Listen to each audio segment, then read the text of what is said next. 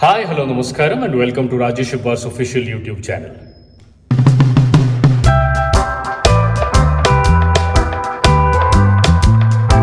Vietnam യാത്രയുടെ 3 എപ്പിസോഡ്സായിട്ട് നിങ്ങളുടെ മുന്നിലേക്ക് കൊണ്ടുവന്നു. ഇത് അവസാന എപ്പിസോഡാണ്.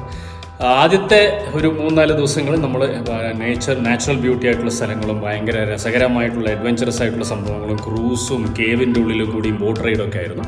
അവസാന ദിവസം കുറച്ച് റിലാക്സ്ഡ് ആയിട്ട് ലേഡീസിന് വേണ്ടി കുറച്ച് ഷോപ്പിംഗ് എന്നൊക്കെ പറഞ്ഞു പോയി. പക്ഷെ അപ്പോഴും അവിടുത്തെ ടിപ്പിക്കലായിട്ടുള്ള അവിടുത്തെ രീതിയിലുള്ള പെയിൻറ്റിങ് അങ്ങനത്തെ കാര്യങ്ങളിലേക്കൊക്കെ നമുക്ക് കാണിക്കുകയും അതെങ്ങനെയാണ് ചെയ്യുക എന്നുള്ള സ്ഥലങ്ങളിലേക്ക് കൊണ്ടുപോയി സെയിലിന് വേണ്ടിയിട്ട് തന്നെയാണ്, പക്ഷെ അങ്ങോട്ടേക്ക് കൊണ്ടുപോവുകയും ചെയ്തു. അപ്പോൾ ഈ ലാസ്റ്റ് ഡേ വളരെ റിലാക്സ്ഡ് ആയിട്ടും സ്ഥലങ്ങൾ കാണുകയായിരുന്നു. അതായത് മെയിൻലി ഷോപ്പിംഗ് ആയിരുന്നു. അതിൽ ഈ ട്രഡീഷണൽ ആയിട്ടുള്ള കാര്യങ്ങളുണ്ടായിരുന്നു, പ്ലസ് ടിപ്പിക്കലായിട്ടുള്ള നമ്മുടെ ഇവിടെയൊക്കെ കാണുന്ന പോലെയുള്ള വലിയ മോള് പോലെ അവിടുത്തെ മോളിലേക്ക് പോയി. അത് നമ്മുടെ മോള് പോലെ തന്നെയാണ് ഉണ്ടാവും. പക്ഷെ അവിടെയുള്ള കൗതുകരമായ ചില കുഞ്ഞു കുട്ടികളുടെ കാഴ്ചകളൊക്കെ ഉണ്ടായിരുന്നു. അതൊക്കെ ഞാൻ ക്യാപ്ചർ ചെയ്തിട്ടുണ്ട്. ഏതായാലും വിയറ്റ്നാം യാത്രയിലെ അവസാനത്തെ എപ്പിസോഡിൽ വിയറ്റ്നാം യാത്രയിലെ അവസാനത്തെ ദിവസം നിങ്ങളുടെ മുന്നിലേക്ക് കൊണ്ടുവരുന്നു. നേരെ ബാക്കിൽ കാണുന്നത് ലാക്കർ പെയിൻറ്റിങ്ങിൻ്റെ ഗാലറിയാണ്. ലാക്കർ പറയുമ്പോൾ വുഡിൽ അവർ ട്രീറ്റ് ചെയ്തിട്ട് അതിൽ ഹാൻഡ് പെയിൻറ്റഡ് ആയിട്ടും വേറെ സ്റ്റൈൽസ് ആയിട്ടും ഒക്കെ ചെയ്യുന്നുണ്ട്. അതകത്ത് പോയി കാണാം.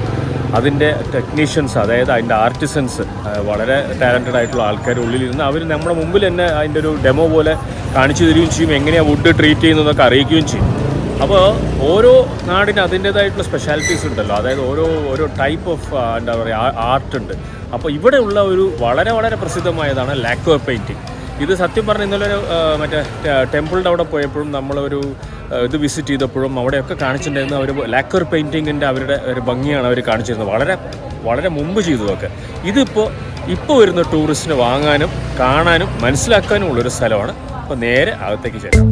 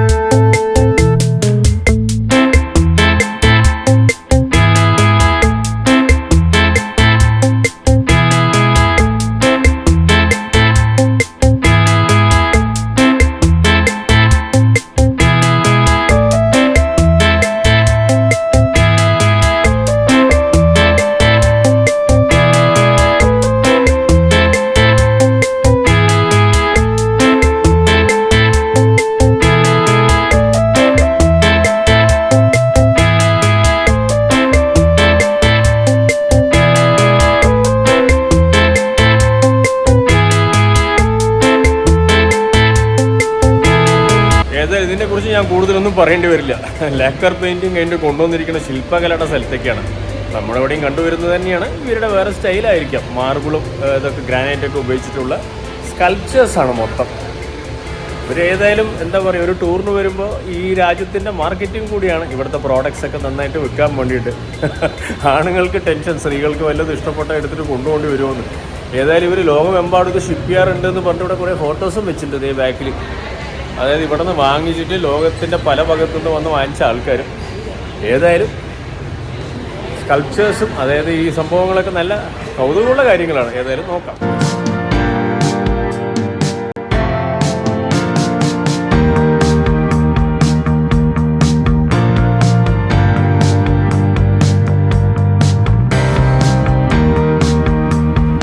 ഞാനിപ്പോൾ ഉള്ളിൽ കാണുമ്പോൾ നിങ്ങൾ കുറച്ച് ആൾക്കാർ വർക്ക് ചെയ്യുന്നത് കണ്ടു. ആ വർക്ക് ചെയ്യുന്നവരൊക്കെ ഫിസിക്കലി ഡിസേബിൾഡ് ആയിട്ടുള്ള ആൾക്കാരാണ്, അംഗവൈകല്യമുള്ള ആൾക്കാരാണ്. അപ്പോൾ അവർക്കുള്ളൊരു അങ്ങനെ കഴിവുള്ള ആൾക്കാർക്ക് ഒരു തൊഴിലവസരം കൊടുത്തിരിക്കുകയാണ്. ഞാൻ അതിനെക്കുറിച്ച് അകത്തുനിന്ന് സംസാരിക്കുന്നത്, അവർ വർക്ക് ചെയ്യുന്ന സ്ഥലത്ത് ഞാൻ അങ്ങനെ സംസാരിക്കുന്നത്, ആ വാക്കുകളൊക്കെ ഉപയോഗിക്കുമ്പോൾ ഏത് ഭാഷയിലാണെങ്കിലും ഈ ഫിസിക്കലി ഡിസേബിൾഡ് അല്ലെങ്കിൽ നമുക്ക് ഇങ്ങനെ ഹാൻഡിക്യാപ്പ് എന്നൊക്കെ പറയും മനസ്സിലാവുമല്ലോ. അത് ഞാൻ ചെയ്യുന്നത് തെറ്റാണ്. അതുകൊണ്ട് ഒരു കാര്യം, ഇങ്ങനെയുള്ള ആൾക്കാർക്ക് ഒരു അവരുടെ ആർട്ടിനെ ഷോക്കേസ് ചെയ്യാനും വർക്ക് ചെയ്യാനും ഒരു തൊഴിലവസരമായിട്ട് കാണുമ്പോൾ ഇതൊരു നല്ല സംരംഭമാണ്. എനിവേ അത്യാവശ്യം നല്ല എക്സ്പെൻസീവാണ് എല്ലാം.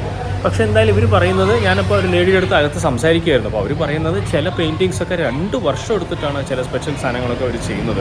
അതുകൊണ്ടാണ് ചിലതിന് വളരെ വളരെ വലിയ വില കാണുന്നത്. 2 ലക്ഷത്തിൻ്റെ മേലെയുള്ള പെയിൻറ്റിങ്സും അതായത് ഒരുപാട് വലുപ്പമില്ല കേട്ടോ, ഒരു ചെറുതൊക്കെ. പക്ഷെ അവർ പറയുന്ന 2 വർഷത്തിൻ്റെ അവരുടെ കഷ്ടപ്പാടാണെന്നുള്ളതാണ്. അപ്പോൾ ഏതൊരു ആർട്ട് ഫോമിന് അതിൻ്റെതായിട്ടുള്ളൊരു വാല്യൂ ഉണ്ട്. അപ്പോൾ ഏതായാലും ഇത് കാണാനൊരു രസമായിരുന്നു. ഇനി അടുത്ത സ്ഥലത്തേക്ക് പോകാം.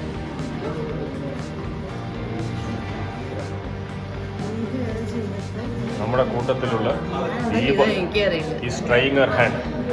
അവർ ചെയ്യുന്ന രീതിയിൽ ചെയ്യാൻ ശ്രമിക്കുന്ന ദീപ.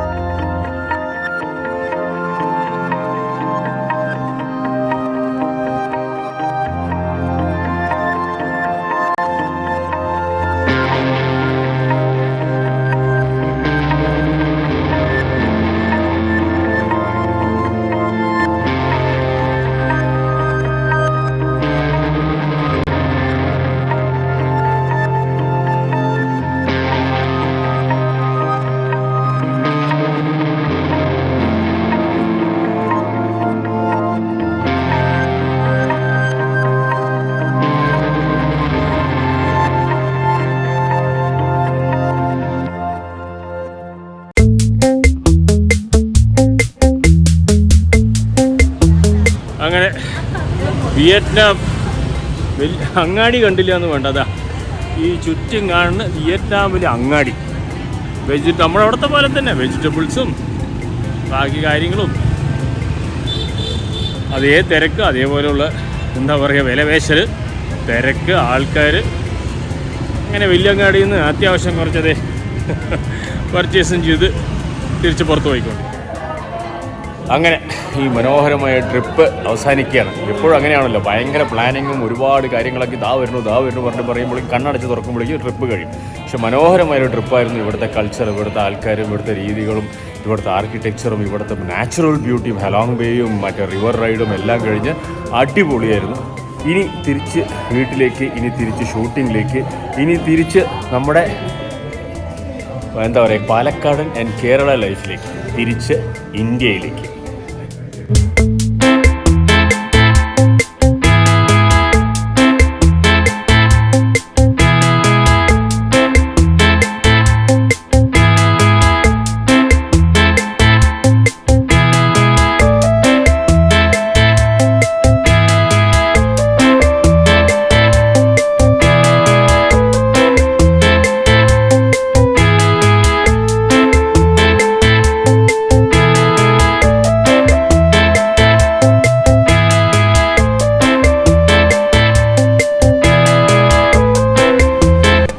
ഏതായാലും ഇപ്പോൾ കണ്ടത് എന്തോ വലിയ സെലിബ്രേഷൻ ആയിരുന്നു, എന്താണെന്നൊന്നും അറിയില്ല. വളരെ സന്തോഷത്തോടെ നമ്മളും ഫോട്ടോ ഒക്കെ എടുത്തു.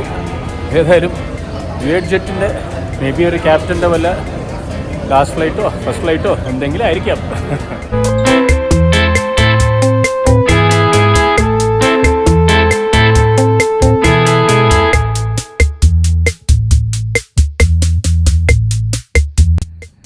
അങ്ങനെ ഈ കൊച്ചു എപ്പിസോഡ് ഇവിടെ അവസാനിക്കുകയാണ്. യാത്രകളെല്ലാം മനോഹരമാണ്. വിയറ്റ്നാം യാത്രയും അതിമനോഹരമായിരുന്നു. ഓരോ യാത്രയും ഞാൻ നേരത്തെ പറഞ്ഞതുപോലെ നമ്മൾ പ്ലാൻ ചെയ്യും ഭയങ്കര പ്ലാനിങ്, അതിൻ്റെ ബുക്കിംഗ്, അതിൻ്റെ കാര്യങ്ങൾ, അതിൻ്റെ സംസാരം, എവിടെ പോകണം, എന്ത് ചെയ്യണം എന്നൊക്കെ. പിന്നെ എന്ന് പറയുമ്പോഴേക്കും അത് കഴിഞ്ഞു. ജീവിതത്തിൽ പലതും അങ്ങനെയാണ്. ഒരു കല്യാണം ഇപ്പോൾ പ്ലാൻ ചെയ്യും, എൻ്റെ മോൻ്റെ കല്യാണം പ്ലാൻ ചെയ്യുമ്പോൾ നമ്മൾ മാസങ്ങളോളം പ്ലാൻ ചെയ്തു, പിന്നെ അത് ടവാന്ന് കഴിഞ്ഞു.